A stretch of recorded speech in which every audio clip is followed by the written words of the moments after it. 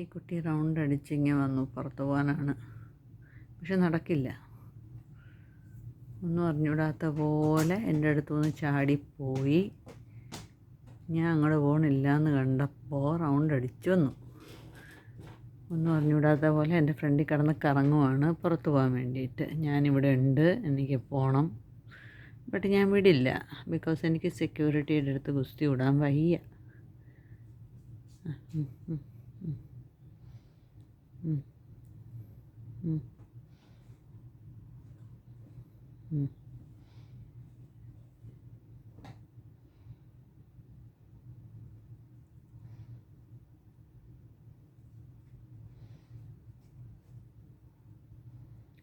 ഫ്രണ്ടിൽ കിടന്ന് ഇങ്ങനെ കറങ്ങും, നമ്പർ അടിക്കും, നക്കും, ചൊറിയും, അങ്ങനെ പല വേലത്തരങ്ങൾ കാണിക്കും. ഞാനിവിടെ ഉണ്ട്, എന്നെ ഒന്ന് മൈൻഡ് ചെയ്യ്, എന്നെ ഒന്ന് തുറന്ന് വിട്.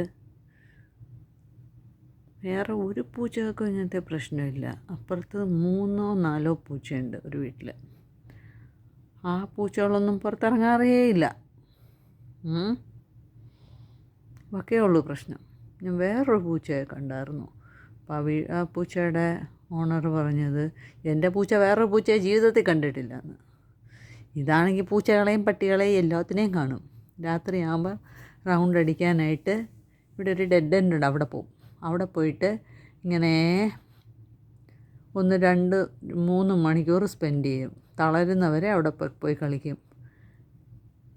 എന്തൊക്കെ പൂച്ചകളെ പിടിക്കുമെന്ന് അറിയില്ല. അങ്ങനെ എല്ലാം റൗണ്ട് അടിച്ചിട്ടാണ് ആൾ വീട്ടിൽ വരുന്നത് രാത്രിയിൽ. 11 മണി 12 മണി അങ്ങനെയൊക്കെ. ഇപ്പോൾ പാവം പോലെ ഇരിക്കുക. കാരണം ഞാൻ റെക്കോർഡ് ചെയ്യണമെന്ന് മനസ്സിലായി. ഭയങ്കര ഗുഡ് ഗേളായിട്ടിരിക്കും. ഇനിയിപ്പോൾ ഓഫ് ചെയ്ത് കഴിയുമ്പോൾ അങ്ങോട്ട് തുടങ്ങും. എന്തോ പുള്ളിക്കാരിക്ക് ഫോട്ടോ എടുക്കുന്ന വീഡിയോ എടുക്കുന്ന അലർജിയാണ്. പല നല്ല നല്ല വീഡിയോസ് എടുക്കാനുള്ളതൊക്കെ മിസ്സാക്കും ഇത് കാരണം അവളെ ആക്ടിവിറ്റി നിർത്തിക്കളയും. ഇപ്പോൾ പാമ്പല്ലിരിക്കുന്ന കണ്ട അയ്യോ കണ്ടോ. കൊച്ചിനെ അറിയാം, കൊച്ചിൻ്റെ കാര്യമാണ് പറയുന്നതെന്ന്. എന്ത് ഡീസൻ്റായിട്ടിരിക്കണമെന്ന് നോക്കിയേ. ഞാൻ വന്ന് പെട്ടും പോയി. ഗുരുത്തക്കേട് ഒപ്പിക്കാനും പറ്റുന്നില്ല, എന്നാൽ ഒപ്പിക്കണം. ആ ഒരവസ്ഥയിലാണ് കൊച്ച്.